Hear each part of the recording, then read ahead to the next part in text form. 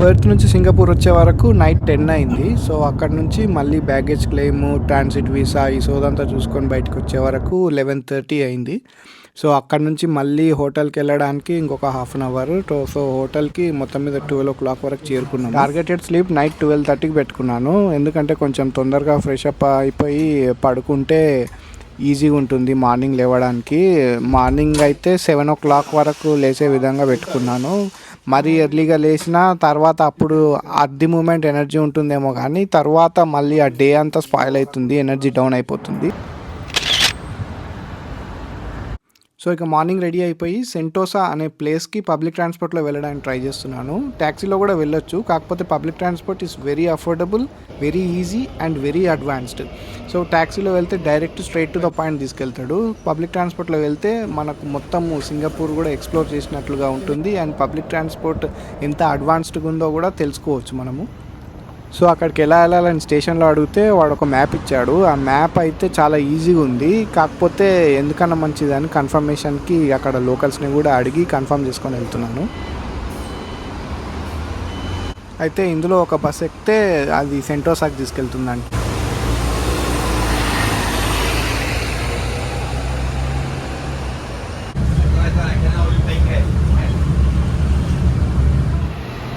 So మొత్తం మీద సెంటోసాకి అయితే వచ్చేసాము. పబ్లిక్ ట్రాన్స్పోర్ట్ అయితే బాగానే ఈజీగా ఉంది, పెద్ద టెన్షన్ ఏం లేదు.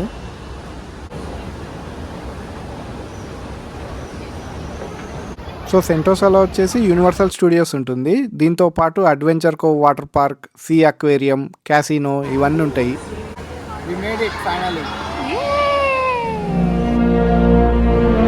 సో యూనివర్సల్ స్టూడియోస్ టైమింగ్స్ వచ్చేసి 9 to 5. సో 9 వరకు మనం అక్కడ ఉంటే మొత్తం కవర్ చేయకుండా మ్యాక్సిమం కవర్ చేయొచ్చు 5 లోపల.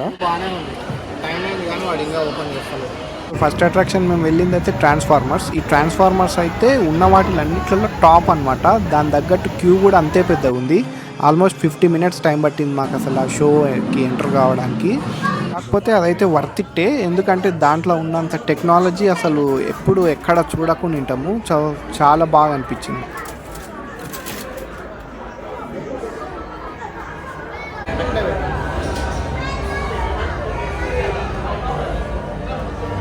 కెమెరాతో అసలు లోపల అసలు షూట్ చేయలేదు, ఎందుకంటే అది అంత ఫాస్ట్గా వెళ్ళింది. అది చాలా మంచిగా అనిపించింది. ఇంకా నెక్స్ట్ వచ్చేసి ది మమ్మీ రిటర్న్స్. ఇది బాగుంది, మంచి ఈజిప్షియన్ స్టైల్లో మంచి ఆర్కిటెక్చర్ అండ్ మంచి ఈజిప్షియన్ అంబియన్స్ ఇదంతా చాలా బాగుంది ఇక్కడ.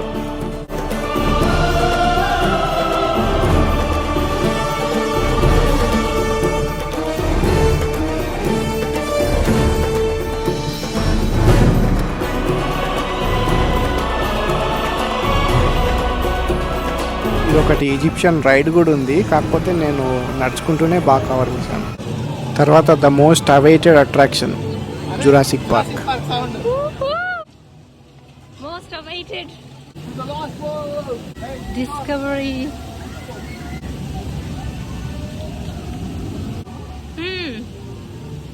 ఇట్లా హార్ట్స్ చూడు.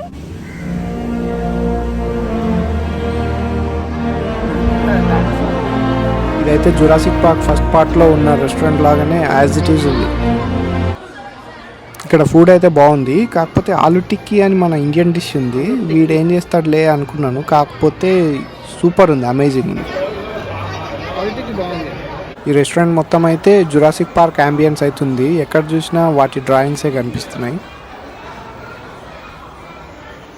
ఫైనలీ ఫుడ్ తర్వాత పార్క్ లోపలికి ఎంటర్ అవుతున్నా.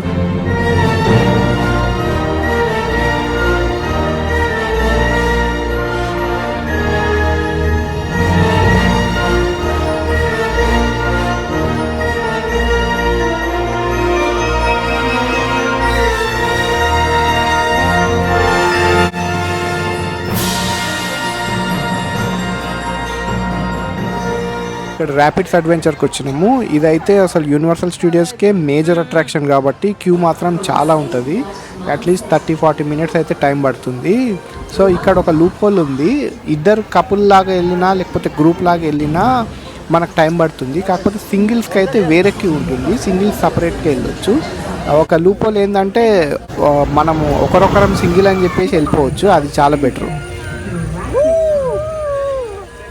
ఇట్లాంటి వాటికి వచ్చేటప్పుడు ఏమో షూస్ లేనిది వాడు లోపలికి అలౌ చేయడు. షూస్ ఉంటేనేమో మన షూస్ అంతా తడిచిపోయి చాలా ఇబ్బందిగా అనిపిస్తుంది మొత్తం tour.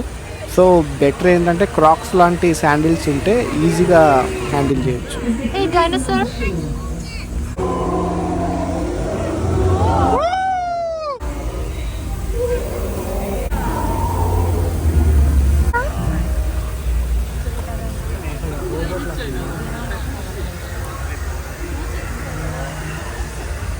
Look closely for our new baby now. Keep an eye out for our two parasaurolophus, one of which is usually quite shy. Yes, a flood warning is in effect for the Outpost B area. Your boat will proceed back to the unload area immediately.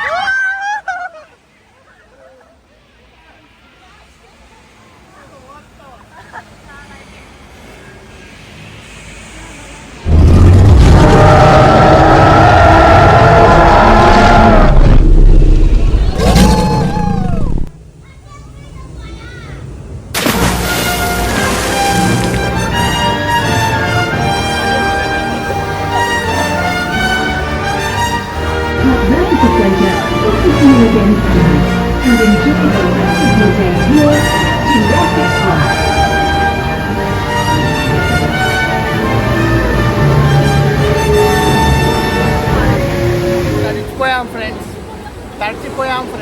మొత్తం మీద adventure అయితే అయిపోయింది. కాకపోతే బాగా తడిచిపోయినాము. పక్కకే dry పాడ్ ఉంటే అక్కడ ఒక $5 పే చేస్తే అక్కడ హీట్ ఎయిర్ అనేది అందులోకి వెళ్ళి వస్తుంది. కాకపోతే అస్సలు అవసరం పడదు, ఎందుకంటే సింగపూర్లో ఉన్న ఎండలకు ఒక 15-20 మినిట్స్ బయట నిలబడితే ఆటోమేటిక్గా ఆరిపోతుంది. ఇది వేస్ట్ ఆఫ్ మనీ. పక్కన డిజ్నీ ల్యాండ్లో ఉన్న ఇల్లు లాగా ఉంది. ఇది ష్రెక్ ప్రిన్సెస్ వాళ్ళ హౌస్ అంట. ఇది బాగానే ఉంది. 4D షో నడుస్తుంది లోపల. కాకపోతే డైరెక్ట్ షోకి వెళ్ళకుండా ఇంటి లోపల అంతా యాంబియన్స్, అక్కడ ష్రెక్ ప్రిన్సెస్ యాంబియన్స్ అంతా చూసుకుంటూ వెళ్ళొచ్చు. సింగపూర్లో ఉన్న ఎండలకు లోపలికి వెళ్ళినప్పుడే మస్తు రిలాక్స్డ్గా అనిపించింది.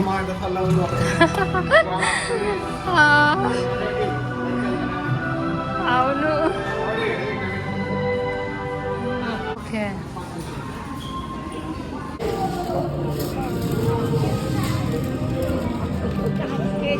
Your child do seat at a stationary seat which are located. I'll see at the stationary seat which are located on what way ఇది ఒక 15 మినిట్స్ షో. ఇది మంచి 4D ఎక్స్పీరియన్స్ ఉంది ఇందులో. throughout the show.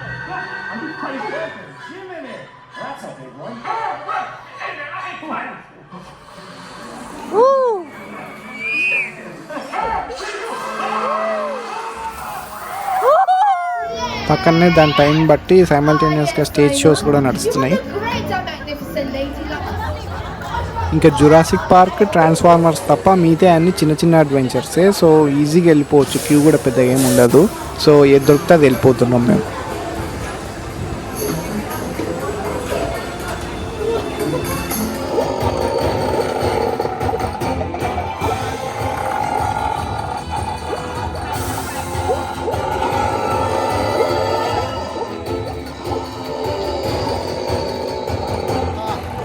సింగపూర్లో డిహైడ్రేషన్ ఎక్కువ.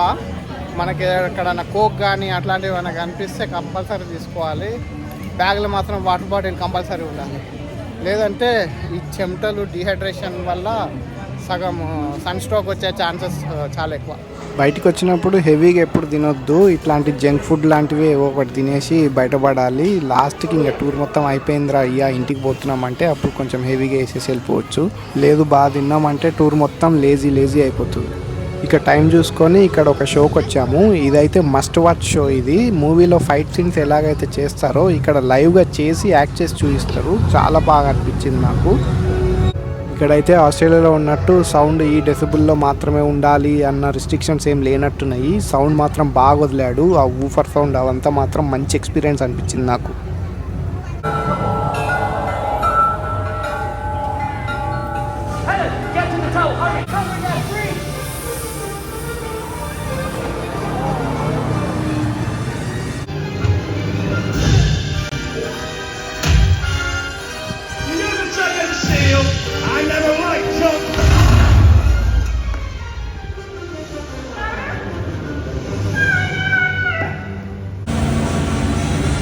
Stunts అయితే చాలా బాగా చేశారు. ఇది మొత్తం ఒక 20 minutes అని ఉంటుంది షో. నాకు చాలా మంచిగా అనిపించింది.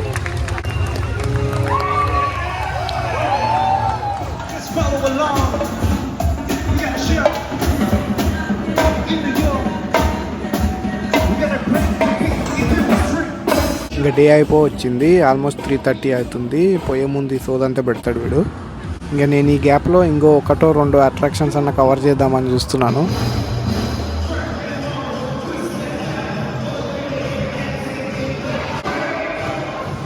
ఇంకొకటి చిన్నపిల్లలది ఏదో ఉంది, ఏదో ఒకట్లే చూద్దాం అని చెప్పేసి వచ్చేసాను.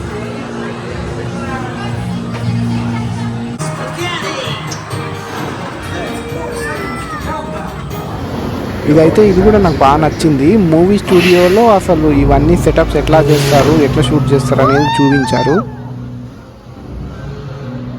అసలు నేను మెయిన్గా విండో బయట సునామీ వచ్చేటట్టు ఆ స్క్రీన్స్ అవన్నీ ఎలా సెటప్ చేశారు అంత రియలిస్టిక్గా అనేది నేను చాలా సర్ప్రైజ్ అయిపోయాను.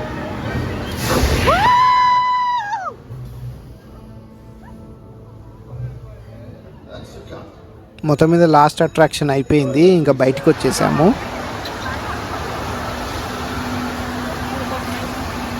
ఇంక ఇక్కడ నుంచి ఆ మ్యాప్ పట్టుకొని నెక్స్ట్ ప్లేస్కి వెళ్ళడానికి ఇంకా మా స్ట్రగుల్ స్టార్ట్ అవుతుంది.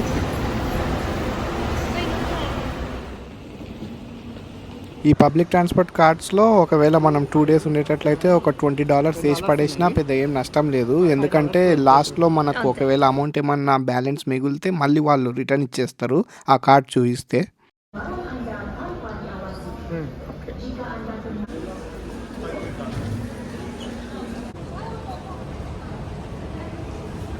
టెల్ నుంచి మనము ఎక్కడ పోవాలి చూపి నాకు. ఓ బేషోర్ ఇదేనా? సో మొత్తం మీద ఈ పబ్లిక్ ట్రాన్స్పోర్ట్ ఎక్స్ప్లోర్ చేసుకుంటా గార్డెన్స్ బై ద బే చేరుకున్నాం.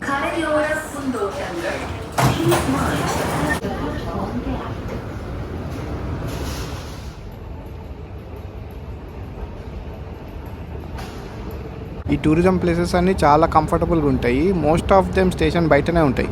స్టేషన్ నుంచి ఒక్క 5 minutes వాక్ చేస్తే గార్డెన్ బై ద బే వచ్చేసింది. గార్డెన్ బై ద బేలో మళ్ళీ చాలా అట్రాక్షన్స్ ఉంటాయి. మళ్ళీ ఒక్కొక్క అట్రాక్షన్కి సపరేట్ టికెట్స్ ఉంటాయి. కాబట్టి ఒకవేళ మొత్తం చూడాలనుకుంటే ముందే రావడం మంచిది. మాకైతే ఇప్పుడు అంత ఓపిక లేదు. సో 2 మేజర్ అట్రాక్షన్స్ చూడడానికి ఫిక్స్ అయ్యాము. అందులో ఇప్పుడు మేము ఫస్ట్ వచ్చింది ఫ్లవర్ డోమ్. సో ఈ 2 మేజర్ అట్రాక్షన్స్కి 2 for $50 అట్లా సపరేట్ టికెట్స్ ఉంటాయి. ఒక్కొక్క టికెట్ కొనుక్కునే కంటే ఒకవేళ ముందే మనకి ఎంత ఓపిక ఉందో తెలుసుకొని 2 for $50 లేకపోతే 3 for $70 అట్లాంటివి తీసుకోవడం వల్ల మనకు అమౌంట్ కూడా బాగా సేవ్ అవుతుంది. ఈ ఫ్లవర్ డోమ్ మెయిన్గా ఏంటంటే లోపల రకరకాల ఫ్లవర్స్ ఉంటాయి. అంటే ఒకటే దగ్గర పెరిగే ఫ్లవర్స్ కంటే ఇంటర్నేషనల్గా ఎక్కడెక్కడైతే ఫ్లవర్స్ పెరుగుతున్నాయో అక్కడ most of the famous flowers అన్నీ ఇక్కడ ఉంటాయి. ఈ మెయిన్గా ఏంటంటే ఇవి ఎండ, గాలి, వాన, తుఫాన్ వీటి ఏటితో సంబంధం లేకుండా ఇండోర్లో వీటిని పెంచుతారు. కాబట్టి ఇవి వాటికి తగ్గట్టు ప్రాపర్గా ఉంటాయి. స్టేబుల్ టెంపరేచర్స్ అన్నీ మెయింటైన్ చేస్తూ ప్రాపర్గా పెంచుతారు.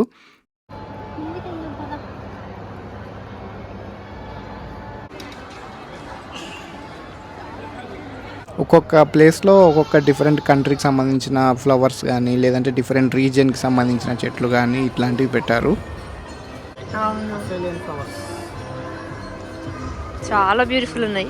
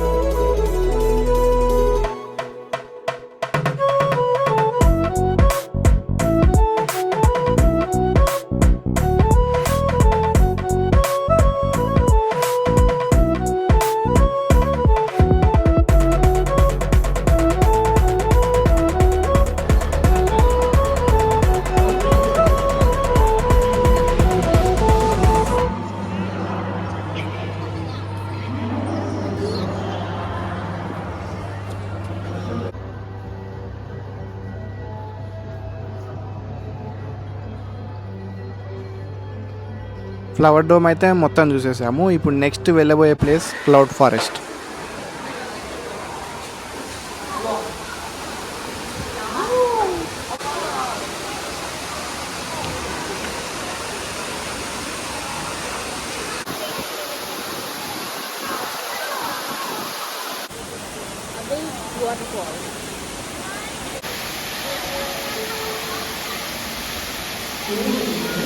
క్లౌడ్ ఫారెస్ట్ అంటే ఈ చెట్లు, ఈ వాటర్ ఫాల్స్ ఇవన్నీ కింద మీద ఎక్కడ పడితే అక్కడ ఉంటాయి. మనము మధ్య నుంచి నడుస్తున్నట్లయితే క్లౌడ్ మీద నుంచి ఉన్నట్లుగా ఒక ఫీల్ వస్తుంది.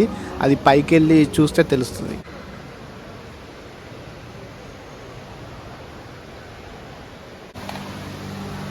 ఇక పైకి వెళ్ళి క్లౌడ్ ఫారెస్ట్ కథ ఏందో చూద్దామని చెప్పేసి పైకి వెళ్తున్నాము. అవును.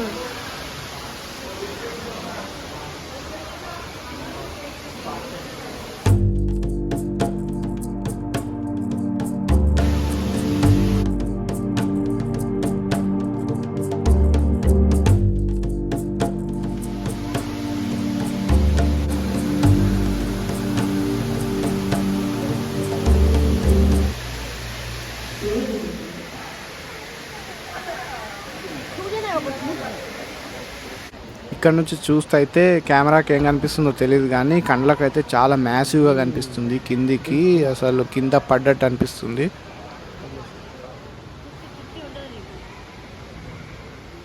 ఇక్కడంతా వాక్ చేసుకుంటూ బయట చూస్తున్నాము, కింద చూస్తున్నాము కానీ యాక్చువల్గా క్లౌడ్ ఫారెస్ట్ అనేది స్టార్ట్ అవ్వలేదు. వాడు కొద్దిసేపు అయిన తర్వాత స్ప్రింక్లర్స్ ద్వారా క్లౌడ్స్ అనేవి తెప్పిస్తాడు. సో మనం అవి చూడొచ్చు.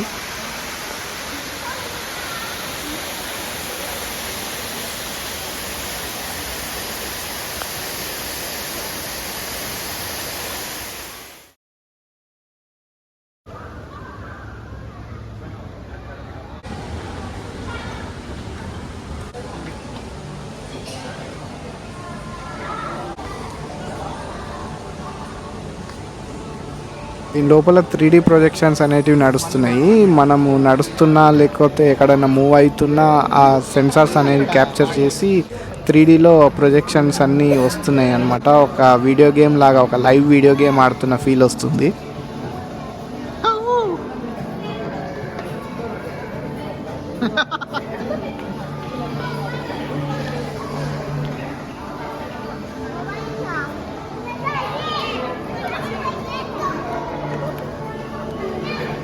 ఇక ఈ క్లౌడ్స్ అయితే వచ్చేసినాయి. వాడైతే స్ప్రింక్లర్స్ ఆన్ చేశాడు. సో మనం ఇక్కడ నుంచి చూస్తే అదొక క్లౌడ్స్లో ఉన్నట్లుగా ఫీల్ అట్లా అనిపిస్తుంది. అవును,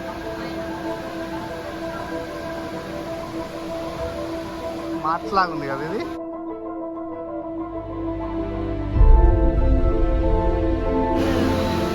భయం వేస్తుంది. ఏంటి ఇవన్నీ అసలు?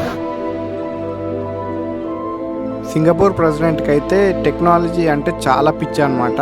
సో ఈ యూనివర్సల్ స్టూడియోస్ కానీ, ఇప్పుడు చూస్తున్న క్లౌడ్ ఫారెస్ట్ కానీ, లేకపోతే ఏ కొత్త టెక్నాలజీ వచ్చినా కానీ అతని ఇంట్రెస్ట్ తోటే వచ్చిందనమాట ఇవన్నీ. సో అతను ఇట్లాంటి ఇనిషియేటివ్స్ చాలా తీసుకుంటాడు. సో ఇట్లాంటి టెక్నాలజీస్ యూఎస్లో కానీ, జపాన్లో కానీ ఎక్కడున్నా కానీ వాటికంటే ఒక స్టెప్ అహెడ్ ఉండాలని చెప్పేసి బాగా ట్రై చేస్తారు వీళ్ళు. ఇక్కడ నుంచి చూస్తుంటే అదేదో స్పేస్ షిప్ లాగా కనిపిస్తుంది. ఏదో వేరే ప్లానెట్లో ఉన్నట్లుగా ఫీల్ అనమాట. చాలా బాగుంది ఈ ప్లేస్ అయితే మాత్రం.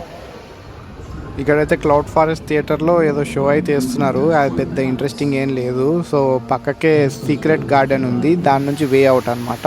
సో సీక్రెట్ గార్డెన్స్లో ఏమేమి ఉన్నాయో చూద్దామని చెప్పేసి చెక్ చేస్తున్నా. ఇవేంటంటే ప్రపంచానికి ఎక్కువగా తెలియని చెట్లు, ఎందుకంటే ఇవి చాలా చిన్నగా ఉంటాయి అండ్ వెరీ రేర్ ఫైండ్, బాగా ఎక్కువ ఎక్కడ కనిపించవు అనమాట. సో అట్లాంటివి ఇక్కడ కలెక్షన్ లాగా పెట్టారు.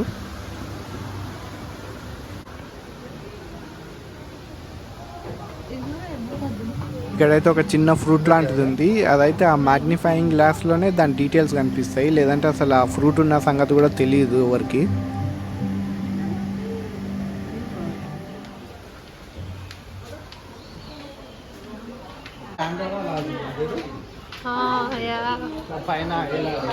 ఇవైతే మొత్తం కవర్ చేసుకొని బయటకు వచ్చేసినాము. ఇప్పుడు ఇంకా ఈ మ్యాప్ పురాణం స్టార్ట్ అవుతుంది. ఎప్పుడు ఎక్కడికి వెళ్ళాలి, ఏంది సంగతి అనే కథ ఉంటుంది. ఇవన్నీ డ్రైవర్లెస్ ట్రైన్సే, టైం టు టైం వస్తాయి, ఆగుతాయి, తీసుకెళ్తాయి, అంతే దీని పని. సో ఆ టైంకి మనం అక్కడ ఉండి వెళ్ళగలిగితే పబ్లిక్ ట్రాన్స్పోర్ట్ అసలు ప్రాబ్లమే కాదు.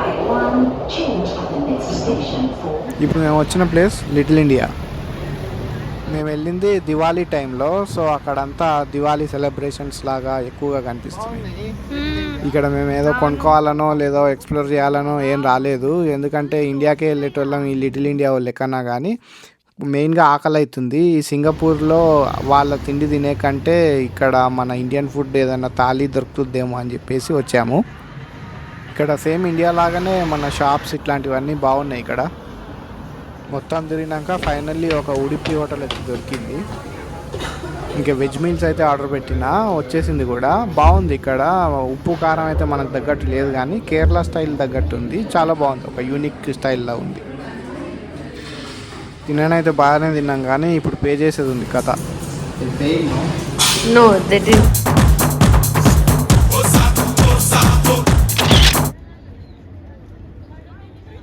ఇక్కడ మేము ఉండే హోటల్ ఇది చూసారా, ఎంత చిన్న ఉంది. ఇది చిన్న అగ్గిపెట్టలాగా ఉంటుంది, కాకపోతే కొంచెం వ్యూ ఇది కొంచెం పర్లేదు. అంటే ఇక్కడ హోటల్స్ ఇంతే, ఎందుకంటే సింగపూర్ అనేది చాలా చిన్న సిటీ. సో ఇక్కడ చాలా తక్కువ ప్లేస్ ఉంటుంది, వీళ్ళు తక్కువ ఇట్లానే చిన్న చిన్నగా కట్టుకుంటారు. ఈ బాత్రూమ్ అయితే ఇంత చిన్న ఉంది. ఇది ఇట్లా పోవాలన్నా, ఈ డోర్ వేయాలంటే కూడా నేను ఇట్లా వేయలేను, మళ్ళీ లోపలికి పోవాలి, ఇక్కడ పోయి చూడాలి.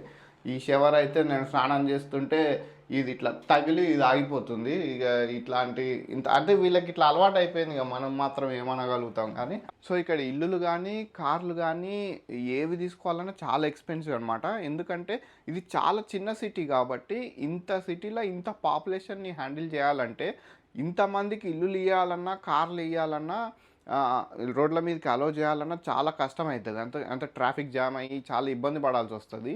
సో అందుకని ఇక్కడ గవర్నమెంట్ ఏం చేసిందంటే, ఇల్లు కట్టుకోవాలన్నా లేకపోతే కార్ రిజిస్ట్రేషన్స్లకైనా చాలా ఛార్జెస్ ఇస్తుంది అనమాట. ఎట్లా అంటే, ఇప్పుడు కార్ వాల్యూ 10 lakhs ఉంటే దాని రిజిస్ట్రేషన్ 30 lakhs ఉంటుంది. అంటే almost 3 times the value of the car. దానివల్ల జనాలు ఇట్లాంటివి కొనడం, లగ్జరియస్గా ఉండడం కానీ, ఇట్లా కార్లు కొనడం కానీ, 2-3 ఇల్లులు కొనడం కానీ ఇట్లాంటివి బంద్ చేస్తారనమాట. సో దీనివల్ల ఇక్కడ ఎవరికైతే అవసరమో, లేకపోతే మిలియనీర్స్కి మాత్రమే కార్స్ ఇట్లా తీసుకొని బయటికి వెళ్ళడం కానీ అట్లాంటివి ఉంటాయి. సో వీళ్ళు సాధారణ ప్రజలు ఏం చేస్తారంటే, మామూలుగా పబ్లిక్ ట్రాన్స్పోర్ట్ వాడేస్తారు. పబ్లిక్ ట్రాన్స్పోర్ట్ వాడడం వల్ల వాళ్ళకు పెద్దగా కార్ల మీద ఎక్స్పెన్సెస్ తగ్గుతాయి. పబ్లిక్ ట్రాన్స్పోర్ట్ జస్ట్ $1 పెడితే మనకు ఈ ఎండ్ నుంచి ఆ ఎండ్కి వెళ్ళిపోవచ్చు. అదే కార్ కొని వాడు 30 lakhs 40 lakhs రిజిస్ట్రేషన్లు కట్టుకుంటూ కూర్చోడే కంటే ఈ పబ్లిక్ ట్రాన్స్పోర్ట్ వాడడం చాలా ఈజీ. ఇంకొకటి, పబ్లిక్ ట్రాన్స్పోర్ట్ అనేది చాలా అడ్వాన్స్ ఉంది. ఎందుకంటే వీడు ఎట్లాగూ ఇవి మన ఓన్ వెహికల్స్ అలో చేస్తలేడు కాబట్టి పబ్లిక్ ట్రాన్స్పోర్ట్ చాలా అడ్వాన్స్డ్గా పెట్టాడు. ఎందుకంటే ట్రామ్స్ కానీ, ట్రైన్స్ కానీ, మెట్రోస్ కానీ, బస్సెస్ కానీ చాలా ఆన్ టైం వస్తాయి. ఇంకా సోదంతా అయిపోయింది కాబట్టి ఇప్పుడు మెక్డొనాల్డ్స్కి వచ్చినాం బ్రేక్ఫాస్ట్కి. ఇక్కడైతే ఆ సాసెస్ చాలా బాగా అనిపిస్తాయి. ఇక్కడ కానీ మలేషియాలో కానీ ఇక్కడ దొరికే సాసెస్ చాలా బాగా అనిపిస్తాయి, మంచి టేస్ట్ అనిపిస్తాయి. వేరే కంట్రీస్లో దొరకవు మళ్ళీ. ఇదైతే చాలా బెస్ట్ ఆప్షన్ అనిపించింది నాకైతే, ఎందుకంటే ఒక $5కి 2 chicken McMuffins and 2 coffees and 2 hash browns వచ్చినాయి. సో మంచి బ్రేక్ఫాస్ట్ అయిపోయింది ఇక్కడ.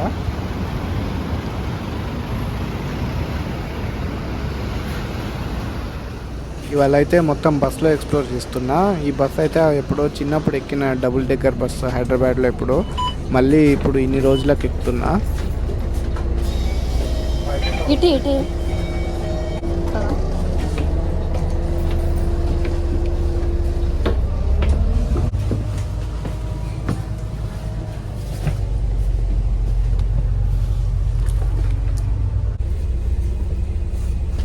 ఇక్కడైతే చైనా టౌన్కి వచ్చాను. పెద్దగా ఏం ఎక్స్ప్లోర్ అయితే ఏం చేయలేదు, జస్ట్ ఇట్లా ఎలాగో ఆన్ ది వే కదా అని చెప్పేసి టచ్ చేసి వెళ్ళాను అంతే.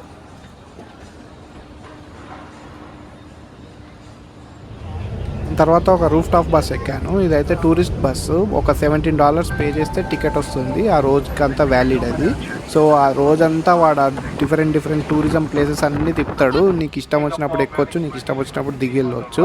సో నేనైతే ఇది ఎక్కాను, ఎందుకంటే ఈజీగా చూడొచ్చు అవన్నీ, ఎక్కువగా టెన్షన్ తీసుకోకుండా.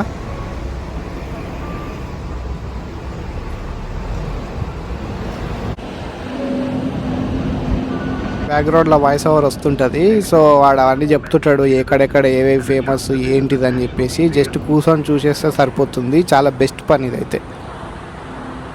Skyline. In fact, on clear days, you can see all the way to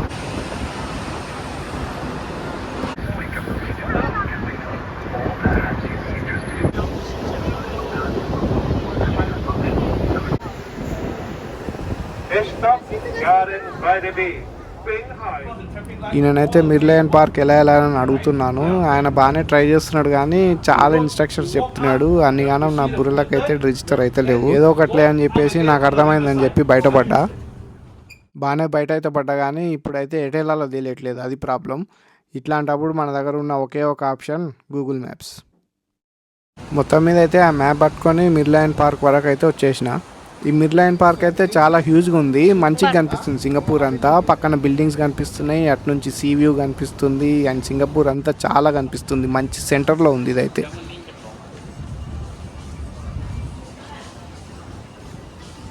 police patrolling నడుస్తుంది ఇక్కడ.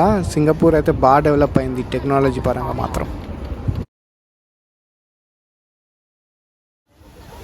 ఇదే మిర్లయన్. ఏముండదు, ఆ లయన్ మౌత్ నుంచి వాటర్ పడుతుంటుంది. అదే మిర్లయన్ పార్క్ అనేది మొత్తం హోల్ కాన్సెప్ట్. కాకపోతే దీనికోసం అనేది పెద్దగా రావాల్సినంత అవసరం లేదు. కానీ ఇక్కడికి వచ్చి ఇక్కడ నుంచి ఆ సిటీ వ్యూస్ కనిపిస్తాయి కదా, అవి మనం బాగా ఎంజాయ్ చేయొచ్చు. ఈ ఎండలకైతే ఎక్కువసేపు ఎక్కడ నిలబడలేము. సో కొద్దిసేపు వచ్చి ఇక్కడ పక్కకు కూర్చున్నా. మా షైని ఏదో డ్రింక్ తీసుకుందామని చెప్పేసి ఎక్స్ప్లోర్ చేస్తుంది. మరి ఎంతవరకు వర్కౌట్ అవుతుందో చూడాలి. ఫైనల్లీ ఒక డ్రింక్ అయితే తెచ్చింది. ఈమెకు ఛాయ్ లాటే ఇష్టం అని ఏడపోయినా ఛాయ్ అయితే కలుపుతుంది. సో అదైతే ఉంది. సో బాగుందో లేదో చూడాలి. కాకపోతే మంచిగానే ఉంది కానీ ఇంకా ఒక డిఫరెంట్ టేస్ట్ అంతే. ఇంకా ఈ మ్యాప్ పురాణం అయితే స్టార్ట్ పెట్టింది. గంట సేపు చెప్తుంది. నాకేమో అంతసేపు వినే ఓపిక ఉండదు. ఏదో విన్నట్టు యాక్టింగ్ చేసి లాస్ట్లో ఏ ట్రైన్ ఎక్కాలని చెప్పేసి అది ఎక్కేస్తా. ఓకే, ఇంకా సింగపూర్లో లాస్ట్ సైట్ సీయింగ్ అయిపోయింది. ఇంకా ఎయిర్పోర్ట్కి బయలుదేరుతున్నాం.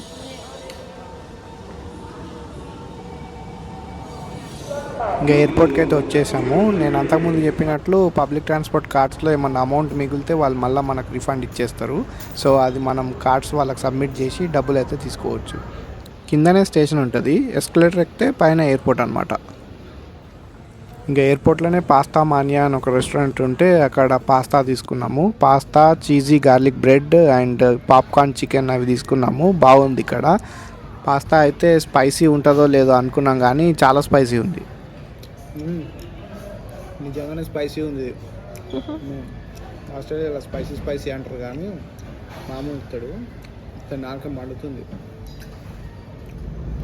ఇంకా ఫస్ట్ అయితే ఈ బోర్డింగ్ పాస్లు తీసుకొని బ్యాగ్స్ చెక్ ఇన్ చేసి పడేస్తే ఎయిర్పోర్ట్లో ఎక్కడైనా తిరగచ్చు ఈజీగా అని చెప్పేసి ఇవి తీసేసుకున్నాము. బ్యాగ్స్ అయితే లోపల పంపించేసినాం.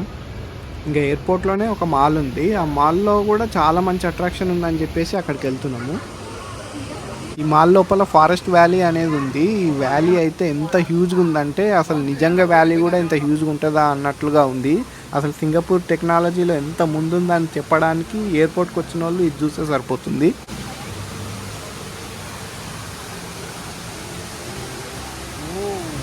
ఇది కింది నుంచి చూద్దామని చెప్పేసి లిఫ్ట్లో కిందికి వెళ్తున్నాము.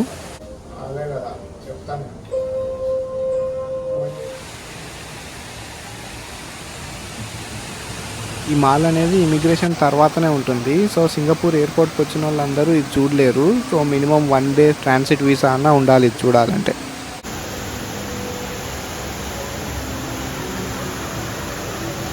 సింగపూర్ రావాలంటే ఇండియన్ పాస్పోర్ట్ హోల్డర్స్కి అయితే ఈజీనే. ట్రాన్సిట్ తీసుకోవాలంటే మనకు కావాల్సింది ఏంటంటే ఒక కంట్రీ నుంచి ఇండియాకి వెళ్తున్నా, ఇండియా నుంచి వేరే అదర్ కంట్రీకి వెళ్తున్నా కానీ మధ్యలో సింగపూర్ దగ్గర మనము ఆగాలనుకుంటే వేరే కంట్రీ యొక్క వీసా, తర్వాత దాన్ని టికెట్, ఏ కంట్రీకి అయితే వెళ్తున్నామో దాని టికెట్ కానీ బోర్డింగ్ పాస్ రెడీగా ఉంటే ఇంకా బెటరు. బోర్డింగ్ పాస్ చూపించవచ్చు. బోర్డింగ్ పాస్ ఇంకా జనరేట్ అవ్వలేదంటే టికెట్ చూపించినా సరిపోతుంది. ఇంకొకటి మెయిన్గా వీళ్ళు చెక్ చేసేది SG arrival card. SG arrival card అనేది సింగపూర్ ఇమిగ్రేషన్ వెబ్సైట్లో ఎస్జీ అరైవల్ కార్డ్ మనం ఫిల్ చేసి సబ్మిట్ చేయాలి. Before entering to Singapore 3 days before మనం అది సబ్మిట్ చేయొచ్చు. 3 days బిఫోర్ అన్నా, 2 days బిఫోర్ అన్నా, 1 day బిఫోర్ అన్నా సబ్మిట్ చేయొచ్చు. కానీ సబ్మిట్ అయితే చేయాలి.